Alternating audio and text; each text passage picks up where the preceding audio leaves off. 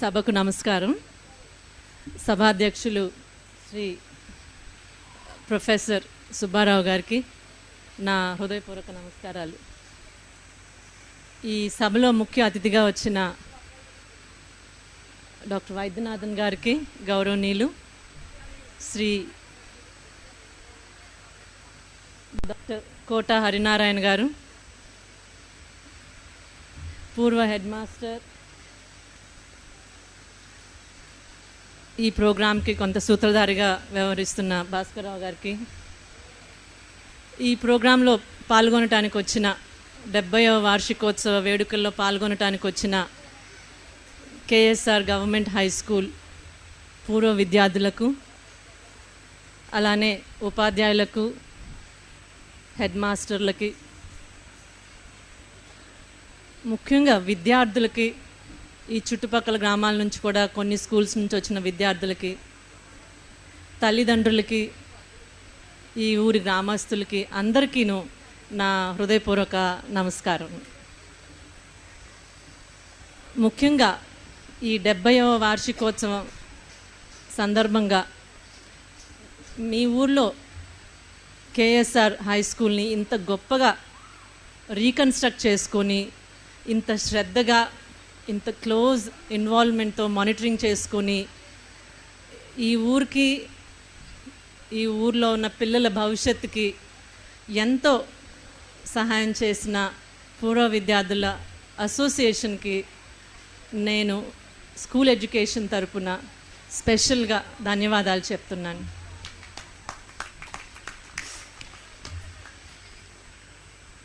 ఈ building కన్స్ట్రక్షన్కి school education తరపున కూడా కొంత కాంట్రిబ్యూషన్ చేయడం జరిగింది. అది నేను కేవలం ఆ సీట్లో కూర్చోవటం వల్ల నాకు అవకాశం వచ్చింది. I feel it's a privilege.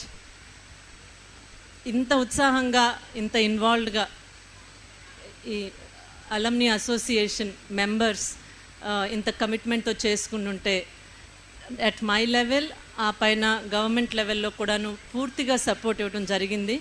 And I'm very very happy to see a wonderful school here. చాలా గొప్పగా కట్టుకున్నారు. పిల్లలు మీరందరూ చాలా అదృష్టవంతులు.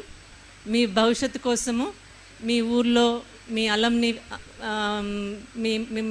మీకు ఆశీస్సులు ఇస్తూ ఇంత మంచి స్కూలు కట్టి పెట్టారంటే మీ మీద చాలా బాధ్యత ఉంది. తర్వాత ఆ విషయం మళ్ళీ చెప్తాను. వేదికను అలంకరించిన సైంటిస్ట్, ఎకానమిస్ట్, టెక్నోక్రాట్స్, ఈ దేశంలో టాప్ దిగ్గజాలు వైద్యనాథన్ గారు, అలానే కోట హరినారాయణ గారు మన దేశం పురోగమనం అవటానికి చాలా కాంట్రిబ్యూట్ చేశారు. In fact I feel it's a privilege I'm standing here in their august presence to share my thoughts with you. In fact నేను యూనివర్సిటీ లేకపోయినా కూడాను వైస్ ఛాన్సలర్ గారు అంటే is a very big guy. So my heartfelt ప్రణామ్స్ to you sir. I'm very happy to be here on this occasion. In fact alumni association and particularly professor Subbarao గారికి నన్ను ఆహ్వానించి ఈ ప్రోగ్రాంలో పార్టిసిపేట్ చేయడానికి ఆపర్చునిటీ ఇచ్చినందుకు my heartfelt thank you very much. నేను అనుకుంటాను, in fact there is a proverb which says it takes a village to bring up a child. అంటే ఊరు కలిస్తేనే ఒక బాలుని కానీ బాలికను కానీ పెంచగలుగుతారు. అంటే ఆ కమ్యూనిటీ మీద అంత బాధ్యత ఉంటుందన్నమాట. వాళ్ళందరూ కలిస్తేనే నిజంగా పరిపూర్ణమైన వ్యక్తిగా ఈ చైల్డ్ని బాగా డెవలప్ చేయగలరు. అలానే ఒక ఇన్స్టిట్యూషన్ని డెవలప్ చేయాలి అంటే కేవలం గవర్నమెంట్ తరపున జరిగేది కాదని నేను నిజంగా విశ్వసిస్తాను. మన నిర్బంధ విద్య చట్టం కింద ప్రతి చైల్డ్, మన దేశంలో ఉన్న ప్రతి విద్యార్థికి అందించాలి, నాణ్యమైన విద్య అందించాలి, అందరికీ మంచి విద్య అందించాలి అనే ఉద్దేశంతో నిర్బంధ విద్య చట్టం తీసుకురావడం జరిగింది 2009లో. అప్పటి నుంచి government of India, government, individual state governments కూడా చాలా ఫండింగ్ స్కూల్ ఎడ్యుకేషన్లో పుష్ చేయడం జరిగింది. చాలా చోట్ల మనం స్కూల్స్ పెట్టుకోవటము, స్కూల్ యాక్సెస్ని ఆల్మోస్ట్ 95-100% వరకు డెవలప్ చేసుకోవటం కూడా జరిగింది. ఇప్పుడు గ్రేటర్ ఫోకస్ స్కూల్లో క్వాలిటీ ఎడ్యుకేషన్ మీద, స్కూల్లో అడిషనల్ ఇన్ఫ్రాస్ట్రక్చర్ మీద ఎంఫసిస్ చేయటం జరుగుతుంది. మన రాష్ట్రంలోనే చూసుకుంటే ఆల్మోస్ట్ 69 లక్షల మంది పిల్లలు స్కూల్స్లో చదువుతున్నారు. మన రాష్ట్రంలో 61,000 స్కూల్స్ ఉన్నాయి. దాంట్లో ఆల్మోస్ట్ 44,000 స్కూల్స్ గవర్నమెంట్ పరిధిలోనే ఉన్నాయి. ఇన్ని స్కూల్స్కి ఇన్ఫ్రాస్ట్రక్చర్ ఇవ్వటము, టీచర్ని రిక్రూట్మెంట్ చేసి పొజిషన్ చేయటము, ఆ స్కూల్స్లో కావాల్సిన వనరులన్నీ సమకూర్చడం, ఇవంతా పెద్ద బాధ్యత గవర్నమెంట్కి. అది గవర్నమెంట్ అలోన్ చేయగలిగిన బాధ్యత కాదని నేను నమ్ముతాను. ఎందుకంటే ఆ విలేజ్లో ఇన్స్టిట్యూషన్ మంచి స్టాండర్డ్లో రావాలి అంటే ఆ విలేజ్ కమ్యూనిటీ చేయాల్సిన రోల్ చాలా ఉంది. స్కూల్ మేనేజ్మెంట్ కమిటీ అనుకోండి, పేరెంట్ టీచర్ అసోసియేషన్ అనుకోండి, ఊళ్ళో ఉన్న దాతలు అనుకోండి, alumni association members or individual alumni members, వీళ్ళు అందరూ కలిసి వచ్చి ఆ ఊళ్ళో వేరే దగ్గరలో ఉన్న స్వచ్ఛంద సంస్థలు ఇవన్నీ కలిసి వస్తేనే మనం క్వాలిటేటివ్ ఎడ్యుకేషన్ ఇవ్వటానికి నిజంగా జరుగుతుందని నేను నమ్ముతున్నాను. ఇన్ఫ్యాక్ట్ నేషనల్లీ కూడా లాస్ట్ ఇయర్ మీకు గుర్తుందో లేదో, కార్పొరేట్ సోషల్ రెస్పాన్సిబిలిటీ కింద దేశం మొత్తంలో మోర్ దెన్ 4 lakh టాయిలెట్స్ కట్టారు స్కూల్స్లో, ఓన్లీ స్కూల్స్లో. అంటే all major corporates, private sector, public sector corporates వీళ్ళందరూ కలిసి రావటం. ఇందాకే గౌరవ మంత్రివర్యులు చెప్పారు, ఓఎన్జీసీ నుంచి ఆల్మోస్ట్ 3.5 crores కొవ్వూరు కాన్స్టిట్యున్సీలో స్కూల్స్ డెవలప్మెంట్ కోసం కూడా తీసుకురావడం జరిగింది అని చెప్పి. అలానే డిజిటల్ క్లాస్ రూమ్స్ పెట్టాలని మన రాష్ట్రంలో 5,000 స్కూల్స్లో డిజిటల్ క్లాస్ రూమ్స్ పెట్టాలని కూడా ఆల్మోస్ట్ 120 crores ప్రాజెక్ట్ తయారు చేస్తే దాంట్లో 30% ఎన్ఆర్ఐస్ దగ్గర నుంచి, ఎంపీ ల్యాడ్స్ నుంచి, ఎమ్మెల్యే ఫండ్స్ నుంచి, స్వచ్ఛంద సంస్థల నుంచి, ఇండివిజువల్ డోనర్స్ నుంచి వస్తుంది. In fact highest donations I think east Godavari జిల్లాలోనే వచ్చినాయి ఆ ప్రోగ్రామ్ కింద. అలానే వర్చువల్ క్లాస్ రూమ్స్ పెట్టుకోవాలని, సాంకేతిక పరంగా స్కూల్స్ని, పర్టికులర్లీ గవర్నమెంట్ స్కూల్స్ని డెవలప్ చేసుకోవడానికి గవర్నమెంట్ చాలా శ్రద్ధ చూపిస్తున్నారు, చాలా ప్రమోట్ కూడా చేస్తున్నారు. ఇన్ఫ్యాక్ట్ ఈ స్కూల్ డెవలప్మెంట్కి అలమ్నీ అసోసియేషన్ చేసిన కాంట్రిబ్యూషన్ ఈజ్ రియల్లీ ఇన్స్పిరేషనల్. ఈ స్ఫూర్తి అందరికీ ఉంటుంది, చుట్టుపక్కల ఉన్న గ్రామాలకే కాదు, స్టేట్లో కూడాను. It's very very inspirational the kind of commitment with which alumni association came. In fact just 1 లక్ష 2 లక్షలు డబ్బులు ఇవ్వటం కాదు, అది చాలా తేలికైన పని. ఎవరు డోనర్కైనా జస్ట్ 2 లక్షలు చెక్ రాసి ఇవ్వటం చాలా ఈజీ. కానీ టైం స్పెండ్ చేసి ఆ 2 లక్షలు కరెక్ట్గా పద్ధతిగా యూటిలైజ్ అయినాయా లేదా ఇన్ఫ్రాస్ట్రక్చర్ బిల్డ్ చేసుకోవడానికి, ఆ స్కూల్లో పిల్లలకి సరైన బోధన జరుగుతుందా లేదా, అలా మెంటరింగ్ చేయటం ఇంకా మోర్ ఇంపార్టెంట్. అది దానికి టైం వెచ్చించి ఎంతో సమయం, ఎంతో ఎఫర్ట్ పెట్టి సుబ్బారావు గారు లాంటి వాళ్ళు, అలానే మిగతా అలమ్నీ మెంబర్స్ అందరూ ముందుకు రావటం అనేది చాలా గొప్ప విషయం అన్నమాట. ఇన్ఫ్యాక్ట్ నా రిక్వెస్ట్ ఇక్కడ హెడ్ మాస్టర్ గారికి, శివప్రసాద్ గారికి, ఈ పాఠశాల ఉపాధ్యాయులందరికీను, అలమ్నీ అసోసియేషన్ వాళ్ళు అందచేసిన ఇంత మంచి ఇన్ఫ్రాస్ట్రక్చర్, ఈ ఫెసిలిటీస్, ఈ లెర్నింగ్ ఆపర్చునిటీస్, ఎన్వైరన్మెంట్ని చక్కగా పిల్లలకి అందించేటట్టు చూస్తూ మెరుగైన బోధన పద్ధతుల్ని అవలంబించి ఇక్కడ పిల్లల సామర్థ్యాలు పెంచుతారని నేను ఆశిస్తున్నాను. ఇది తప్పకుండా, in fact I request alumni association to look at the academic performance of children. మనము ఇప్పటి వరకు ఇన్ఫ్రాస్ట్రక్చర్ డెవలప్ చేసుకున్నాం, అది చాలా important. But equally important is how actually academic performance is happening. ఇంటర్నేషనల్గా 128 కంట్రీస్లో చేసిన రీసెర్చ్లో చెప్తారు, స్కూల్స్కి సంబంధించి there's only one single factor that actually changes the academic performance. ఆ స్కూల్లో ఇన్ఫ్రాస్ట్రక్చర్ కాదు, ఆ స్కూల్లో పిల్లలకి ఇచ్చే మిడ్ డే మీల్ కాదు, పిల్లలకి ఇచ్చే వేరే బెనిఫిట్స్, ఫ్రీ పుస్తకాలు కానీ, ఫ్రీ కంప్యూటర్స్ కానీ, ఫ్రీ కాదు, ఈవెన్ ఆ స్కూల్లో రిక్రూట్ చేసిన టీచర్స్ కూడా కాదు. క్వాలిఫైడా, నాన్ క్వాలిఫైడా, ట్రైన్డా, నాన్ ట్రైన్ టీచర్సా, టెక్నాలజీయా, డిజిటల్ క్లాస్ రూమ్స్ పెట్టుకున్నారా, ఇవేమీ కాదు.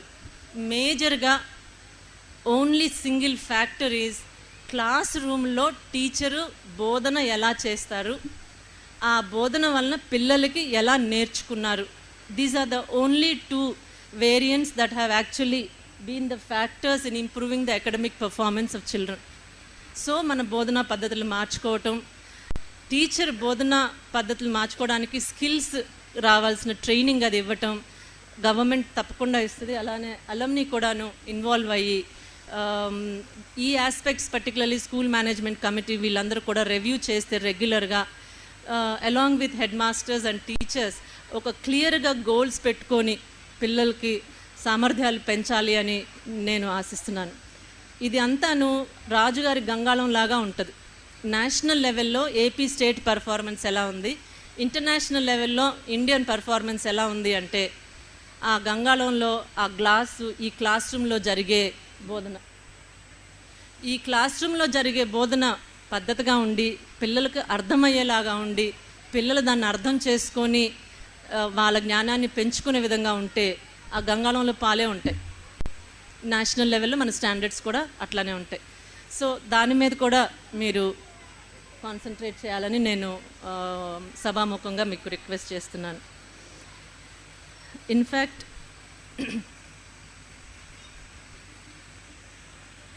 ఇంతమంది ఆశీస్సులు, ఇంతమంది మీకోసం పడుతున్న ఇంత తపన మీ తల్లిదండ్రులు కానీ మీ గురువులు కానీ ఇవన్నీ చూస్తుంటే పిల్లలు మీకేమనిపిస్తుంది, మీరేం చేద్దాం అనుకుంటున్నారు అడగాలనుకున్నాను నేను. యాక్చువల్లీ ఈరోజు మీ తల్లిదండ్రులు ఎన్నో సాక్రిఫైజెస్, త్యాగాలు చేసి ఎంతో తపనతో మీకు మంచి మంచి విద్యా అవకాశాలు కల్పించడానికి ఎప్పుడూ రెడీగానే ఉంటారు. అలానే మీ గురువులు కూడాను వాళ్ళకు తెలిసింది మీకు చక్కగా బోధించి మీరు గొప్ప గొప్ప వ్యక్తులు కావటానికి వాళ్ళు ఎప్పుడూ కృషి చేస్తూనే ఉంటారు. మరి మీరేం చేస్తారు, ఏమి చేద్దామనుకుంటున్నారు? మీరు పెద్ద పెద్ద కలలు కంటున్నారా? ఎటువంటి కలలు కంటున్నారు? ప్రెసిడెంట్ కలాం గారు అన్నట్టు ఆ కలల్ని ఎట్లా సాకారం చేసుకుందాం అనుకుంటున్నారు? జీవితంలో ఏమి సాధిద్దాం అనుకుంటున్నారు? ఎటువంటి సమస్యలకి పరిష్కారాలు కనుగొనాలనుకుంటున్నారు? ఇందాక మంచి లెక్చర్లో ఎంత సాంకేతికంగాను మన దేశం ఎంత ముందుకు వెళ్ళిందంటే దాని వెనకాల ఎన్నో బ్రెయిన్స్ ఉన్నాయి. ఎంతమందో సైంటిస్టు కొన్ని వేల గంటలు పనిచేసి రోజులు పనిచేస్తే అటువంటి అచీవ్మెంట్స్ మన దేశంలో జరగటం జరిగిందనమాట. అది చేయాలి అంటే ఇలానే మీలాంటి పిల్లలే కదా వాళ్ళు పెద్దాళ్ళు అయ్యి they came to that stage to find solutions for large issues. So మీరు ఇవాళ సాయంత్రం ఇంటికి వెళ్ళి మీరు నెక్స్ట్ 50 yearsలో ఏమి చేద్దాం అనుకుంటున్నారో లిస్ట్ తయారు చేస్తారా పిల్లలు? చెప్పండి అమ్మా. yes or no? చెప్పండి, మీరు ఏం చేస్తున్నారు, ఏం చేయగలుగుతారు? ఇప్పుడు అది వద్దు కానీ లిస్ట్ తయారు చేసుకుంటారా? ఎస్ కానీ ఎస్ ఆర్ నో ఏదైనా ఒకటి చెప్పండి. లిస్ట్ తయారు చేసుకుంటే చేతులు ఎత్తండి. Very good. ఇన్ఫ్యాక్ట్ నేను యుఎస్ఏలో చదువుకుంటున్నప్పుడు ఒక చిన్న ఆర్టికల్ చదివాను. అది నాకు చాలా స్ఫూర్తినిచ్చింది. దాని గురించి మీతో షేర్ చేసుకుందాం అనుకున్నాను. జాన్ గోదర్డ్ అని అమెరికాలో పుట్టి అమెరికాలోనే పెరిగి అక్కడే చనిపోయారు. ఒక 88.5 సంవత్సరాల పెద్ద ఆయన. జాన్ గోదర్డ్ మీలాగానే 15 సంవత్సరాల వయసులో ఉన్నప్పుడు ఇట్లానే ఇంట్లో కూర్చొని లిస్ట్ రాసుకున్నాడంట. ద లైఫ్ ఆఫ్ లిస్ట్ అని మీరు వెబ్ సెర్చ్ ఇచ్చినా కూడా మీకు తెలుస్తుంది. 127 ఐటమ్స్ ఆ లిస్ట్లో పెట్టుకున్నాడు అతను. 127 ఐటమ్స్లో ఈ నెక్స్ట్ 50-60 yearsలో తను ఏమి చేయబోతున్నాడని రాసుకున్నాడు. ఆ లిస్టు చిన్న చిన్న లిస్ట్ కాదు, తేలిగ్గా అచీవ్ చేసుకునే లక్ష్యాలు కాదు. ఒక 4-5 చదువుతాను. ప్రపంచంలో ఉన్న గొప్ప పర్వతాలను అధిరోహించాలి అని రాసుకున్నాడు లిస్ట్లో. 1. 2, ప్రపంచంలో ఉన్న అతి పెద్ద గొప్ప నది మూలలు అంటే దాని సోర్స్ ఎక్కడ ఉందో అది కనుగొనాలనుకున్నాడు. పైలట్గా వరల్డ్ ఫాస్టెస్ట్ ఎయిర్ క్రాఫ్ట్ని తను నడిపించాలని అనుకున్నాడు. ఆ లిస్ట్లో ఉంది. ఆ లిస్టులో మిగతాయి కూడా ఉన్నాయి. 5 నిమిషాల్లో 1 మైలు పరిగెత్తాలని కూడా రాసుకున్నాడు. అంటే ఫిజికల్గా అంత ఫిట్ అవ్వాలని రాసుకున్నాడు. బ్రిటానికా, ఎన్సైక్లోపీడియా బ్రిటానికా అనేది ఒక పెద్ద వాల్యూమ్స్. తన లైఫ్ అయిపోయే లోపల ఎన్సైక్లోపీడియా బ్రిటానికా కంప్లీట్గా చదువుతానని రాసుకున్నాడు. చదివాడు కూడా. బ్రిటానికా వాళ్ళు ఆయనకు ఒక సర్టిఫికేట్ అండ్ అవార్డు కూడా ఇచ్చారు. Recognised his reading Britannica. ఇది కూడా రాసుకున్నాడు. నేను ప్రేమించి పెళ్లి చేసుకుంటాను, పిల్లల్ని కూడా కంటాను అని లిస్ట్లో రాసుకున్నాడు. క్యారల్ అనే ఆవిడ్ని 33 సంవత్సరాలు వైవాహ జీవితంలో 6 పిల్లల్ని కని 12 మంది గ్రాండ్ చిల్డ్రన్ కూడా కన్నాడు. నైలు నది గురించి మీరు అందరూ చదువుకొని ఉంటారు. ఆ నైలు నది 4000 కిలోమీటర్ల దూరం నడిచి దాని బిగినింగ్కి వెళ్ళి తెలుసుకొని ఉన్నాడు. 250 ప్రిమిటివ్ ట్రైబల్ కమ్యూనిటీస్ గురించి సోషియాలజిస్ట్గా చదువుకున్నాడు. ఇంకా చాలా చేశాడు ఆయన. ఎంత బిజీగా ఉన్నాడో ఆలోచించండి. ఆయన 88 సంవత్సరాలు, అంటే 15 సంవత్సరాలు అయిపోయింది కాబట్టి 70 సంవత్సరాల్లో ఎన్నెన్ని ఆయన గెలుచుకోగలిగాడో చూడండి. మరి అందుకనే అతను 1 మిలియన్ అంటే 10 కోట్ల మైళ్ళు దూరం వెళ్ళాడంట. అంటే ఈ ప్రపంచాన్ని 45 సార్లు చుట్టూ తిరిగినంత ట్రావెలింగ్ చేశాడంట అతను. అంత ప్రయాణాలు చేశాడు. It's very very exciting. ఆ చిన్న ఒక 5-6 పేజెస్ ఆర్టికల్ చదువుతుంటే వెళ్ళటం, రావటం, ప్రజెంటేషన్స్ ఇవ్వటం, లెక్చర్స్ ఇవ్వటం, డబ్బులు కూడా ఉండేవి కాదంట. ఇలానే లెక్చర్స్ ఇచ్చి ఎవరన్నా డొనేషన్స్ ఇస్తే అది పట్టుకొని మళ్ళీ ఇంకొక పర్వతం ఎక్కి వచ్చేవాడంట. It's very very very inspiring. అంటే ఆయన ఎంత ఆలోచించుకొని ఆ 127 ఐటమ్స్ లిస్ట్ చేసుకొని అచీవ్మెంట్ చేశాడంటే it's something to very very inspiring కదా. అలానే in fact he's considered world's greatest goal achiever అంట.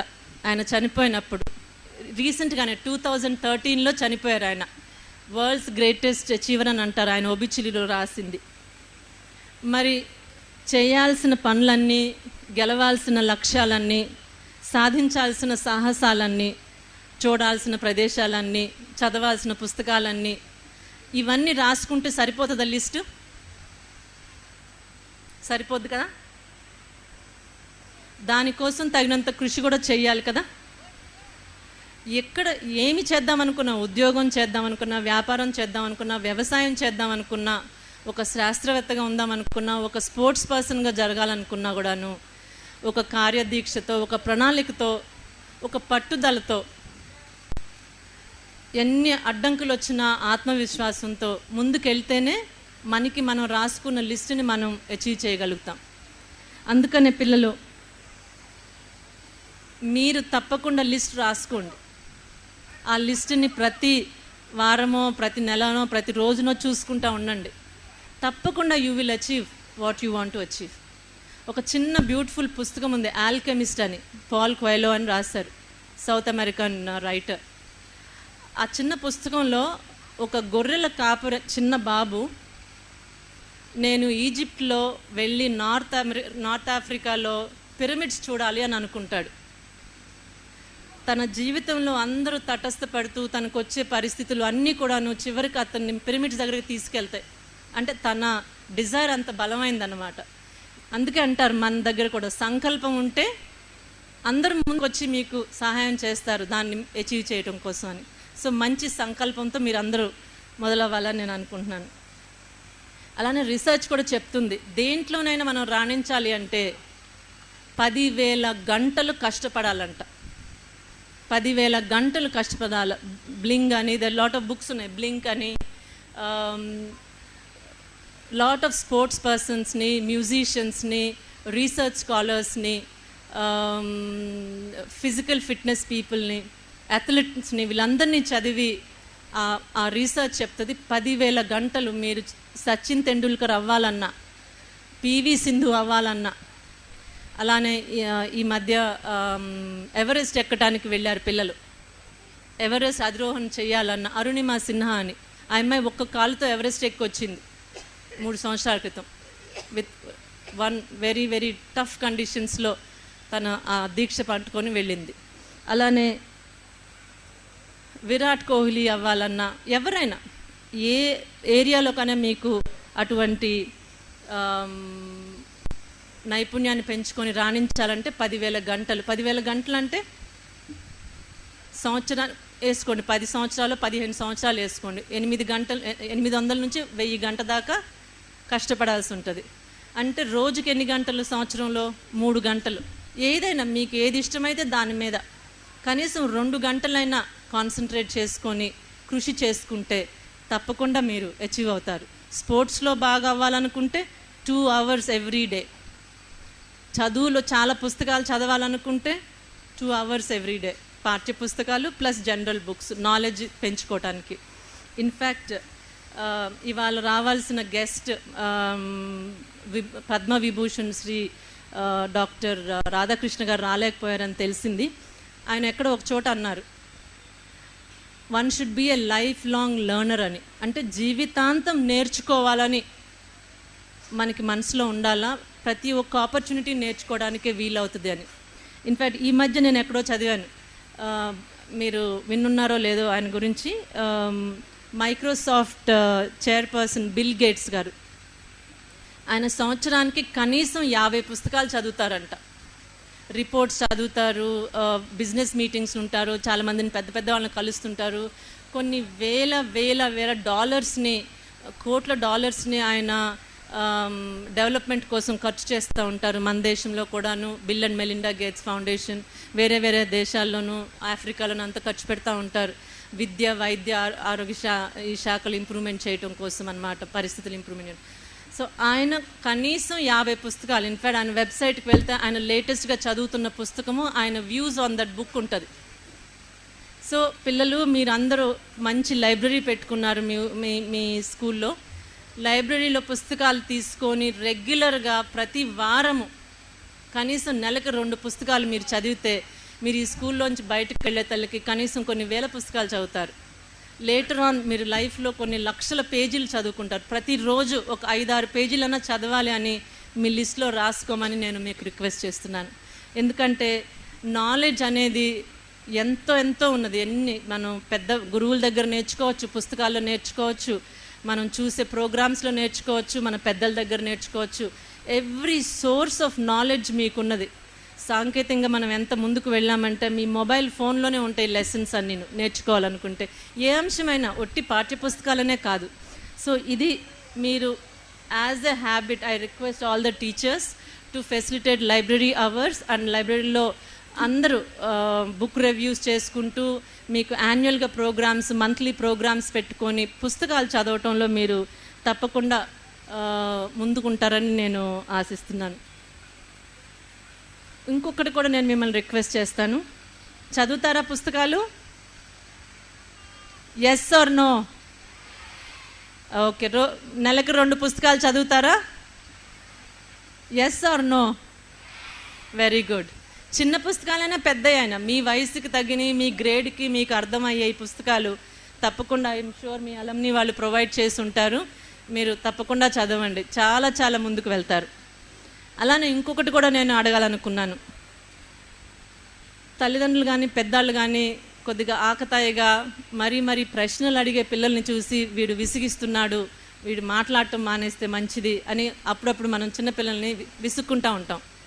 I request parents and teachers, ఉపాధ్యాయులు ముఖ్యంగా ఎంకరేజ్ చేయండి పిల్లల్ని ప్రశ్నించటం. ఎందుకు, ఎలా, ఏమిటి, ఏ విధంగా ప్రశ్నిస్తేనే నాలెడ్జ్ ఓపెన్ అవుతుంది వాళ్ళకి. ఆ ప్రశ్నించే గుణాన్ని కనుక మీరు పిల్లలకి ఆ అలవాటుని అలవర్చగలిగితే ఎంతో దూరం వెళ్ళగలుగుతారు వాళ్ళ జీవితంలో. ఇన్ఫ్యాక్ట్ ఒక ప్రఖ్యాత పాత్రికేయులు శ్రీ నార్ల వెంకటేశ్వరరావు గారని ఉన్నారు. ఆయన 2 చిన్న పద్యాలు రాశారు ప్రశ్నించడం గురించి. నాకు చాలా ఫేవరెట్, అందుకే మీకు షేర్ చేసుకుందాం అనుకున్నాను ఇవాళ. 1000 ప్రశ్నలుండు విజ్ఞానవేత్తకు, ప్రశ్నలుండబోవు పామరునకు. విజ్ఞుడౌను నరుడు జిజ్ఞాస చేతనే నవయుగాల బాట నార్ల మాట. అంటే ప్రశ్నించాలి, ప్రశ్నిస్తేనే విజ్ఞానం వస్తుంది, ముందుకు వెళ్ళగలుగుతాము అని. అలానే ఇంకొక పద్యం కూడా చెప్పారు ఆయన. ప్రశ్న నుండి పుట్టు పరిణిత జ్ఞానము, ప్రశ్నతోడ పెరుగు ప్రాభవము, ప్రశ్న లేక ప్రగతి ప్రశ్నార్థకము, నవయుగాల బాట నార్ల మాట. సో ప్రశ్నిస్తూ విషయాన్ని తెలుసుకుంటూ పరిజ్ఞానాన్ని పెంచుకుంటూ మీకు కావాల్సిన విధంగా మీ జీవితాన్ని మీరు మంచిగా నడుపుకోగలుగుతారని ఆశిస్తున్నాను నేను. దీనికి పెద్దవాళ్ళందరం